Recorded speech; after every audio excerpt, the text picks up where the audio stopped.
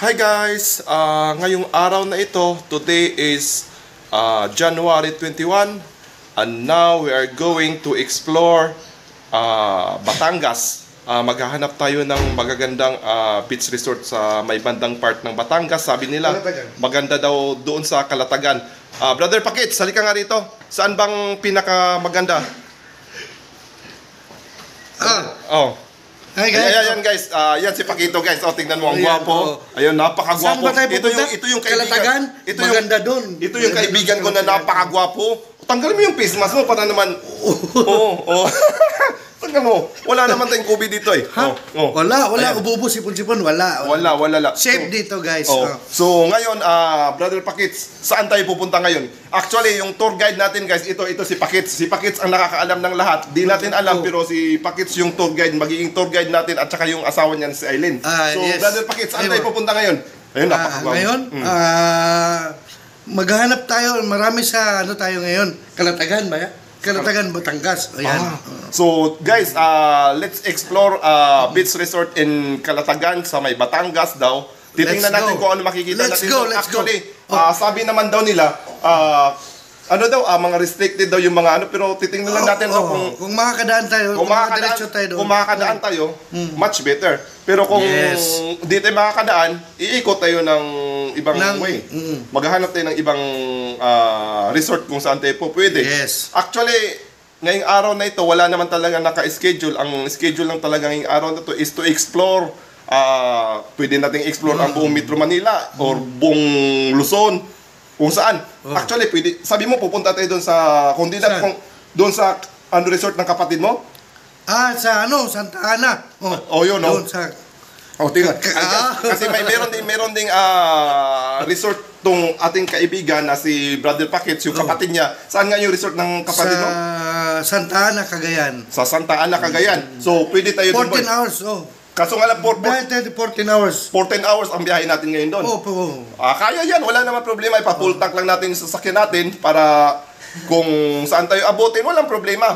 No problem. So, kaya naman natin, palitan lang tayo magmaniho ng Brother Pakits. Ayan. So, pero ang uunahin natin, ngayon, dito mo tayo explore mo tayo sa Batangas, Calatagan, or kung saan Tagaytay, So, guys, di na ako makapaghintay na ma-explore na natin at just keep on watching, stay tuned.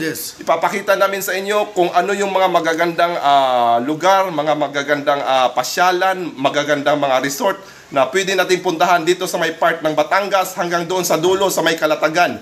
Alright guys, so Brother Pakits, tara na! Alright, let's go!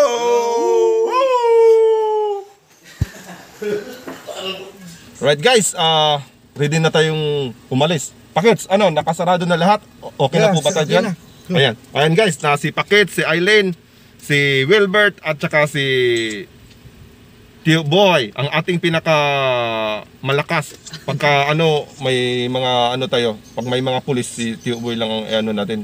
Sumasaludo sa kanya kasi yun eh. Ano nga yung niya, Tio Boy? Guardians. Ayan. Siya ang presidente ng mga guardians. Alright, Tio Boy, let's go! Let's go! Alright.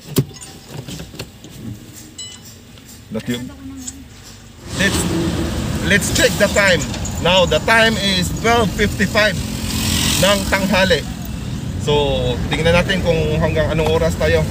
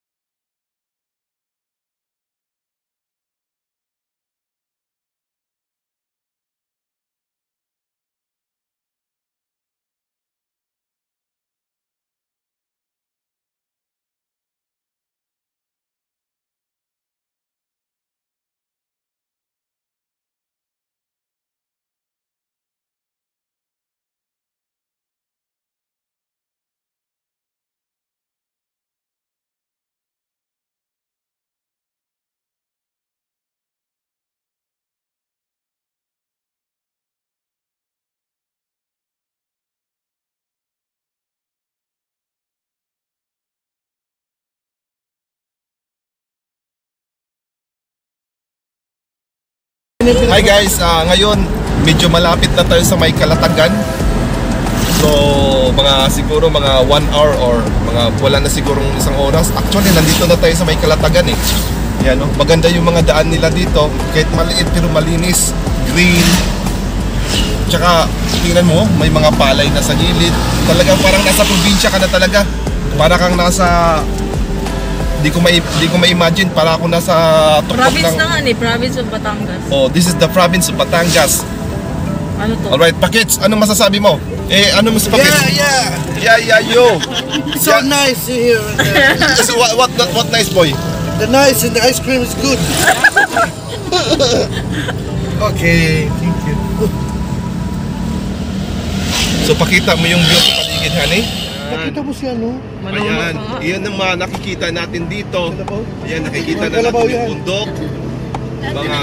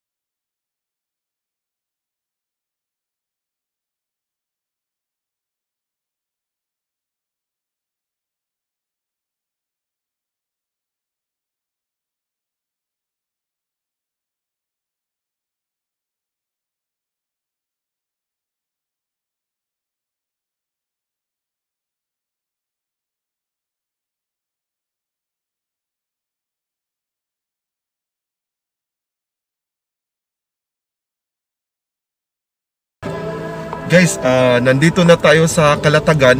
Hinahanap na lang natin yung resort. Tingnan nyo yung daan, guys. Papakita ko sa inyo. Medyo kakaiba yung daan dito. Ayan, ito na yung daan na iwan ko kung saan na tayo dito papasok. Dito tayo. Ayan, tingnan nyo, kakaiba yung daan dito. Uy, baka ano? Huwag lang umulan. May entrance. Ay, walang problema. Nandyan si Tio Boy. Basta nandyan si Tio Boy.